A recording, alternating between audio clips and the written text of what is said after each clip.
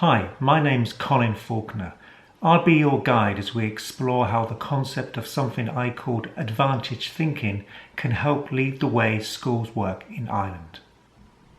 We can begin with a clip from my TEDx performance in 2011 that first introduced advantage thinking. Let's set the scene for our journey with a question. Why is it that we possess so much knowledge about talent, human achievement and human potential, but seem ignorant about how to apply that knowledge to those young people who face challenges and struggles to become independent adults today? Advantage thinking answers this question by applying 4 principles from what's known as an asset-based approach, something I've found that's best explained through the image of a cake. I think asset-based thinking is a bit of a cake. So, in other words, there's different approaches to asset-based thinking. I'm going to very quickly summarise them. One layer of the cake is about that Aristotle. You start with the opportunity and what's good. You don't start with what's the problem is and how we're going to fix and solve it. Basically, any program that starts with what's the problem and how do we solve it is almost doomed to failure. But starting with what's the opportunity and how do we create good tends to broaden our thinking. So that's one layer of the cake. Focus on what's the opportunity and how do we create things.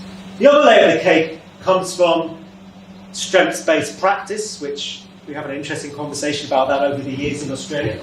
The concept of working with people in terms of their strengths and what they can do and what they're able to do, and using that sort of more positive language. So working with people on a one-to-one level and all that stuff. I'm not going to go into strengths-based practice now. Well, that's a strong layer of the cake. Then there's harnessing the community, so taking strengths-based practice out of working with individuals in a personal way to how do we work with the community around us, what strengths and resources lie in that community, how do we harness those, how do we make them part of our work and collaborate and grow together.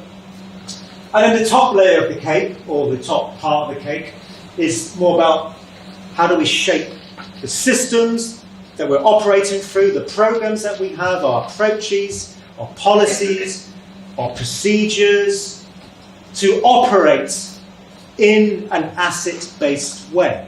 So if you're from HR, the way that you recruit people, the way that they're supervised, the way that they're appraised, should all be about the other layers of the cake. How do we focus on what's good? How do we develop these people into Einsteins and Mozarts?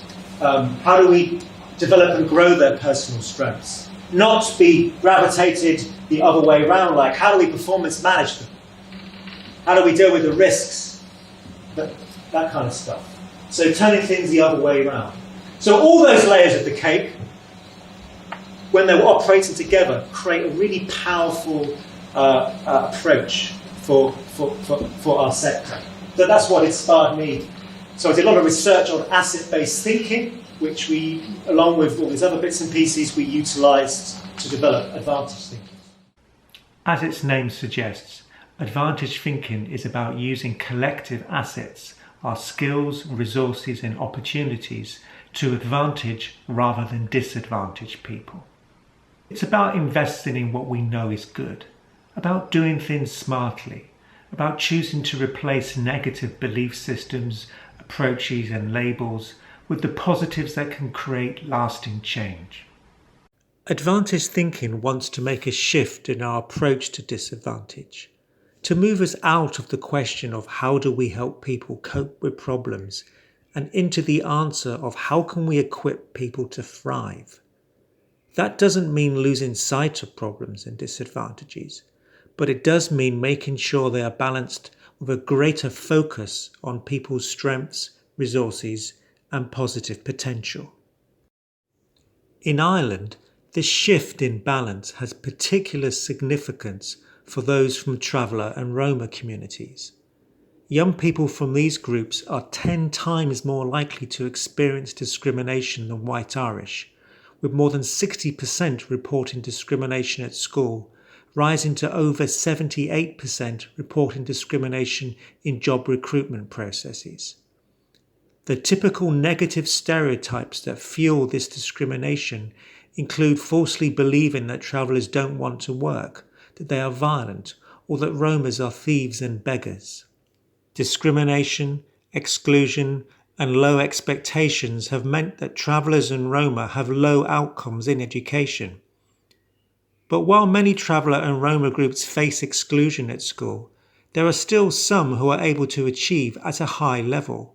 Dr. Rosaline McDonough and Dr. Cindy Joyce are just two examples of individuals from the community who have PhDs and teach in universities. There are also Roma role models currently attending third-level institutes in Ireland, with more Irish travellers taking their junior certificate, leaving certificate and going into university than ever before. The message of advantage thinking is that if Ireland wants to be a country that believes in young people, it must learn to see and invest in the potential of everyone equally. To avoid disadvantaging young people's future, the culture, history and achievements of traveller and Roma communities should be recognised in the education curriculum of all Irish schools. There's still more we can learn too. Advantage thinking not only gives us a set of ideas and messages to apply, it also offers a practical step ladder we can use to explore and act on the world around us. The step ladder is known as the 7 tests of advantage thinking. 7 powerful insights from advantage thinking we can use to look at and change how a school works. Let's go through these together. Test 1. How do we talk about young people without stereotyping them? For example, if your school talks about young people from disadvantaged backgrounds, does it keep a focus on the positives of the people and their community rather than just labelling them in a negative way? Does your school's language talk about people's positives and opportunities as much as or more than their negatives and problems? Let me explain this in more detail with a clip from a training presentation delivered in Australia. Realising that actually it's the way we focus on the individual, the way we talk about the individual, is really profoundly important. So don't disadvantage thinking was the concept. We disadvantage people by the way we talk about them, by the way we describe them, by the programs we put them in, by the way we label and stereotype. And actually we need to use a more individual, personalised approach to advantage people and develop the advantages in people's lives to make that successful transition into adulthood. Test 2. How do we understand people based on what they can do and wish to be? For example, when your school looks at young people from traveller and Roma communities, how far is its understanding defined by false myths about their culture rather than real stories from the young people themselves? Does your school understand enough about who traveller and Roma youths are as people and the potential of who they can become? Test 3. How do we work with people in ways that maximise their strengths? For example, does your school engage people positively to work with their strengths and abilities, or is it just focused on supporting what people are not so good at? Do teachers have sufficient skills and knowledge of others to inspire, guide and coach people's personal development? Test 4. How do we invest in young people's current abilities and future direction? For example, when it comes to investing in traveller and Roma communities, is your school focused more on just helping these young people to cope with being disadvantaged within limiting stereotypes, or is the school actually equipping them with the skills and resources they need to thrive? Getting the balance right between supporting people and developing them is essential to a positive investment in anyone. How do we believe in young people as we would our own family? Test 5 is how we believe in people. I get really passionate about this, and I think one of my first trips to Australia, I was having to do a presentation for the Virgin Group, and this sort of this image came to mind, that perhaps somewhere there was two parents, the disadvantaged thinking parent and the advantaged thinking parent. And they're both teaching their children to walk. Has anyone got children in the room? Even if you haven't, you were once crawling on all fours. And when a child's crawling on all fours, if you looked at it objectively, you think, are they ever going to manage to walk? So the advantaged thinking parent, obviously, has that strong belief and faith that whatever happens to that young person, and whatever physical challenges they might have, they are going to walk. They are going to be mobile. And you keep giving them another chance to stand up and step up until they can. But then you have the disadvantaged thinking parent. And maybe, they give them one chance, they fall over, pick them up again. Maybe it's a good day and we'll give them a second chance. But by the third time, the response is, walking's not for you, is it? Clearly, you don't have the talent to walk like the other kids from the rich class. So you're going to stay crawling on all fours for the rest of your life. And we're investing crawling-related support services and a crawling-related case manager to help keep you crawling. And that's a sensible thing to do, isn't it? It's funny, but that's actually what we end up doing. So having belief, the belief that you have for the people you work with is really important, really important. For example, when it comes to young people from traveller and Roma communities, do teachers have the same aspirations for their success as they would other young people or someone from their own family? Or is it the truth that the school does not always believe in and trust in their potential? What can your school do to overcome the prejudices that prevent us from believing in everyone's potential? Test 6. How do we involve young people so their experiences shape service solutions? For example, do teachers take time to ask young people what they think or find out what their experiences are so teachers can learn directly from young people to shape how the school works? Are teachers just delivering learning that does to young people rather than works with young people? Test 7. How do we challenge ourselves and others to be advantaged thinking? For example, will you question yourself as well as your school, surrounding community and social system to act through advantaged thinking? Are teachers prepared to stand up for young people and positively influence the views and approaches of others? Will you be the one who begins today what tomorrow's young people and schools need to happen now? Using the 7 tests can help us concrete what an advantaged thinking teacher should look like. In the language of the 7 tests, they would be someone who 1. Talks to and about young people using positive, inspiring language. 2. Understands young people's individual character, skills, and potential. 3. Knows how to engage and work with young people's strengths. 4. Goes the extra mile to invest their talents in developing young people's. 5. Believes 100% in what young people can achieve, no matter what problems they might be experiencing. 6.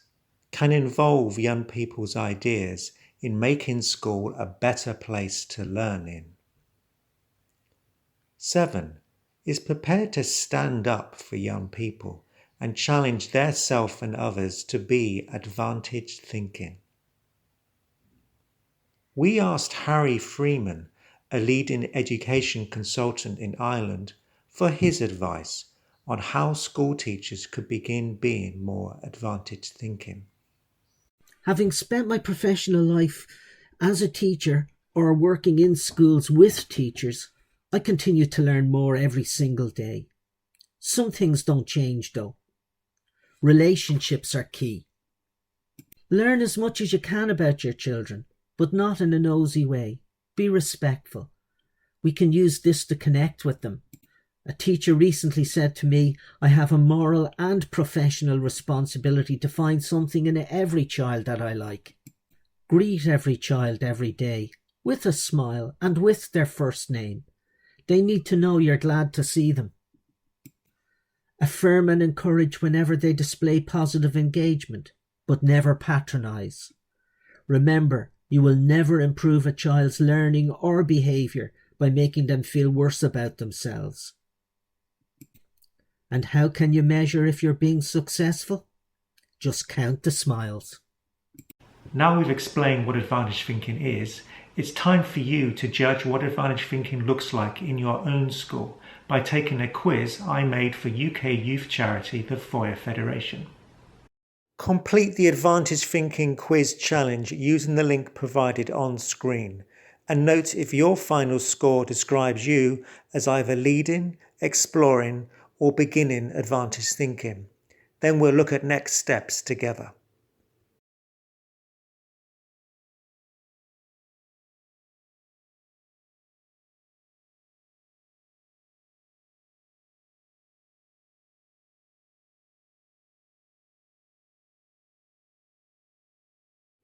For a school that is more of an advantage thinking leader, next steps might be a plan to bring advantage thinking alive everywhere in the school, encouraging people to develop more advantage thinking practices and ideas, and efforts to influence others outside the school to adopt an advantage thinking approach. For a school that is more of an advantage thinking explorer, next steps would include finding examples of advantage thinking to celebrate, identifying areas where advantage thinking can grow further, and developing a plan that will enable the school to become more of a leader in the future. Finally, for a school that is still an advantage thinking beginner, next steps are recommended to include looking at the 7 tests to detail how they might be applied in practice, prioritizing a couple of quick wins to take early action on, and making a commitment to progress to the next level. We asked Kathleen Lawrence from Northside Partnership to reflect on her experience of working with schools to suggest how and why being more advantage thinking might make a difference. In my own experience with school and the education system, travellers and Roma were seen as the problem. With those schools, they genuinely saw the failing being on the children or the family or the wider traveller and Roma culture. They had such low expectations of us that it was hard for us to have high expectations of ourselves. If a school is more advantage thinking, everyone will benefit. Traveller and Roma children will do better because their talents and abilities and what they can achieve is the main focus. Traveller and Roma children will also benefit from their culture being taught in schools. This helps to normalise minority groups and will make traveller and Roma children feel less like outsiders. A more advantage thinking school will also benefit the school and staff. If teachers have higher expectations of traveller and Roma children and focus on their positives, then it will enhance the performance of the school and have additional benefits of building positive relationships between travellers, Roma and the settled community. Does advantage thinking have a place in your future? Do you think it can open up more young people's talents at school? Why not take up the challenge with these final pointers from my TEDx performance on what you can do next?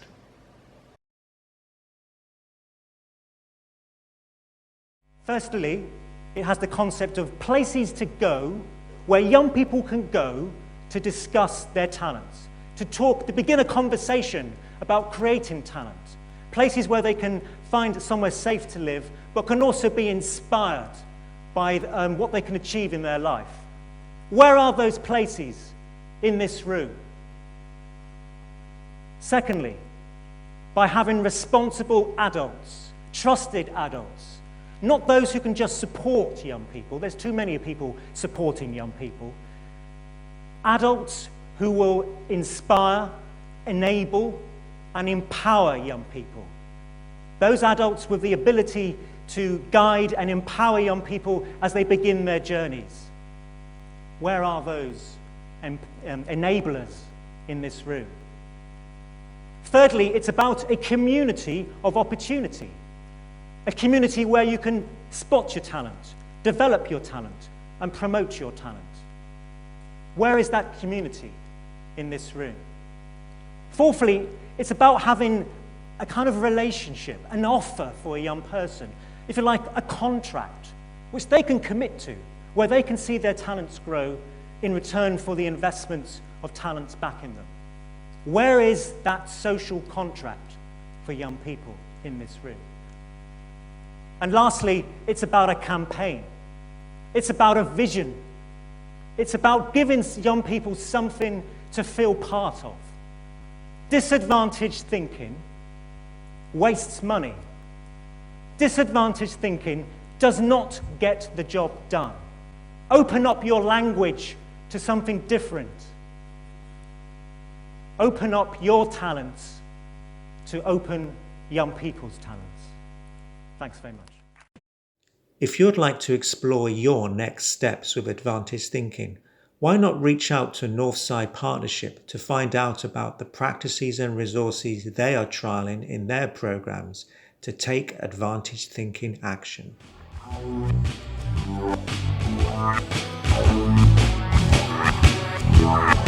Wow.